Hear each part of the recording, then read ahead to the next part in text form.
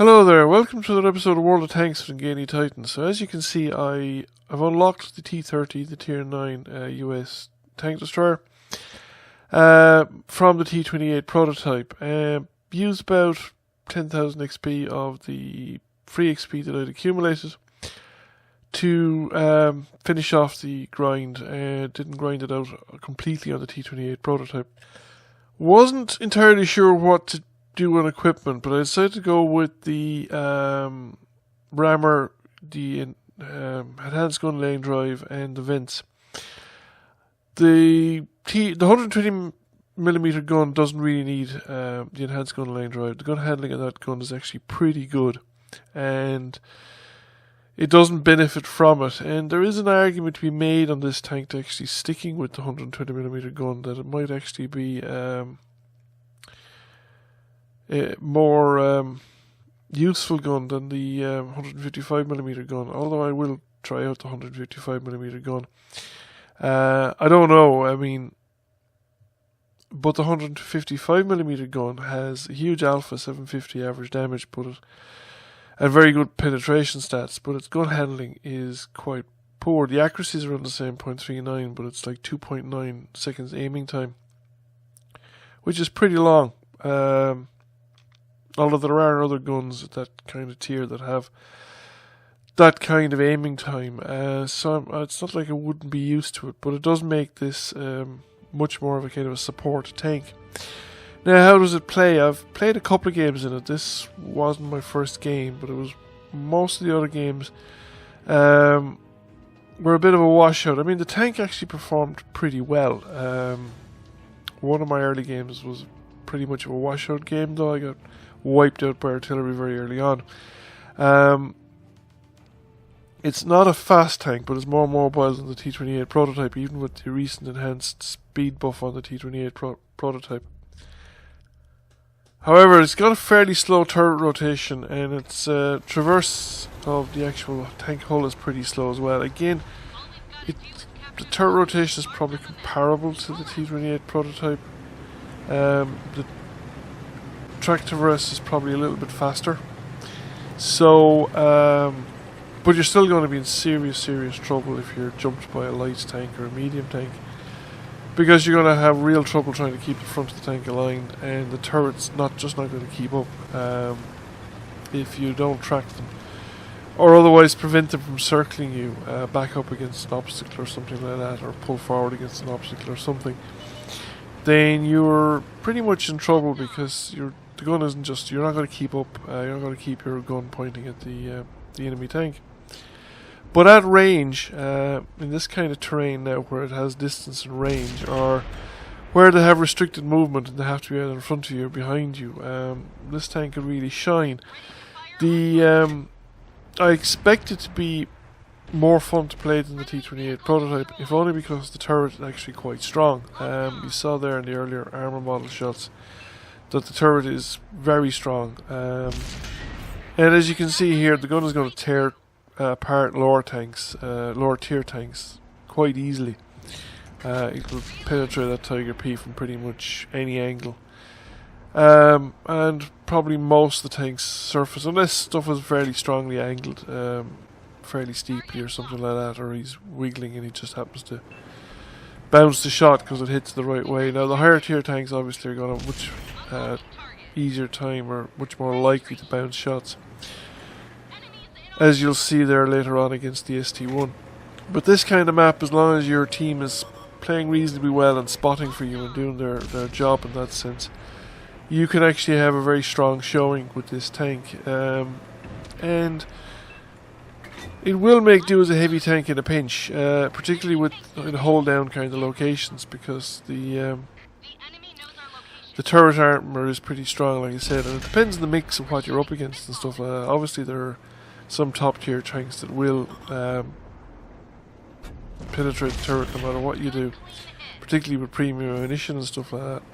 And if you're up against stuff like the Death Star or Jaegeru or something like that, that's firing high explosives or HESH or those kind of ammunitions, that'll do 300 or 400 points of damage no matter what way they hit you, and they don't have to penetrate. They just will just chip away at your hit points. You don't have a huge amount of hit points in this tank. So that is the Tiger P coming out again in spite of the punishment he'd gotten earlier on, and we managed to finish him off. And the enemy position here is collapsing quite rapidly. The trend has been a lot lately, I think, a lot of games that I've been involved in anyway, seem to be terribly, terribly one-sided. Either you're on the winning side, and in a lot of cases then you're scrambling to keep up with damage, or the your team just collapses completely inside 2 minutes, and you're scrambling to try and maximize your damage output, depending on the situation and what exactly happens. So, I look forward, I think, to playing this tank some more. I've definitely been reasonably impressed with it so far. I think it works quite well with the 120mm gun. I really probably be okay-ish with the 105mm. I mean, it'd be a bit like playing a T32, essentially. Slightly slower than a T32, slightly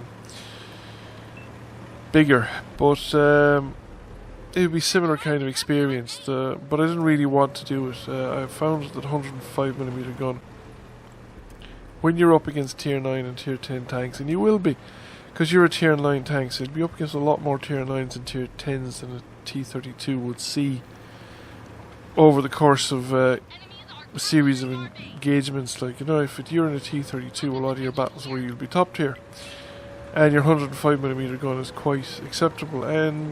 But if you're bottom tier against tier 10s or tier 9s, you will find a lot of the tier 10 and tier 9 heavy tanks would be just impenetrable from the front, and you wouldn't have the mobility to get around them.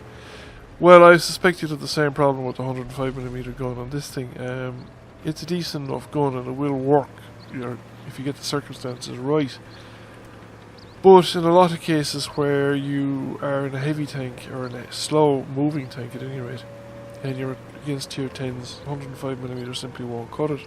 Now the enemy are down to 2 tanks in the base area, one of them in the actual cap circle. Now we don't have much against them, but the numbers are on our side. Now there's 2 of them here that run into a tank destroyer.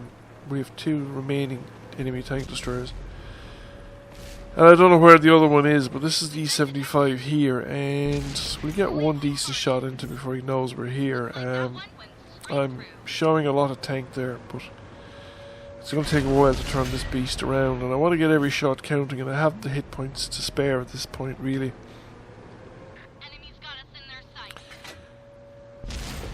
Now, didn't quite thread that shot into the location that I wanted to. But we'll get him, or at least I thought I'd get him with the next shot. However, he managed to survive by a skin of his teeth. But the light tank took him out, and there's only 2 remaining tanks left. So that tank destroyer was nearest to us has been wiped out, and there's 1 remaining way down at the southern end of the map. And then there is the Emil, which is around the other side, and I don't want to go chasing after it, because I reckon he has the advantage on me in mobility, and I'm not sure if he's an autoloader as well. I have learned to really respect these Swedish autoloaders. You don't really want to get in front of them. They have quite a rapid discharge rate, so the gap between shots and the clip is quite short. But I reckon he's either going to come around by the light tank, or he's going to come out this way. And it looks like he's going to come out this way. Now, snap a shot off there, but it falls well short. Now, I've only got the merest sliver of the top of his turret. I don't want to hit the front, because I know that's pretty solid. But we managed to get a 791 damage there. Now, I think that might be the module critical damage stuff kicking in, because we did get a module hit as well. So, but it's much higher than I would have expected in a normal roll. Anyway, we took him out, we take the tortoise out, and I'm quite happy enough with the result. 11 damaging ribbons there, and 3 kills. And that is enough. So we did over 4,000 damage, we got 1,000 assisted damage, and we got a first class mastery. So 5,000 combined damage with 3 kills will give you a first class mastery. And let's see how we did on the final score. So we came number 1 by experience, and 1,487 base experience. So you could probably pick up an ace around 1,800 experience or 1,900 on this tank. So it's probably not the worst tank out there to ace at the moment. It would look like, I guess. So thank you for watching. I hope you enjoyed the video. I hope you found the video interesting, and if you did, please consider giving it a like, and I'll catch you all again soon.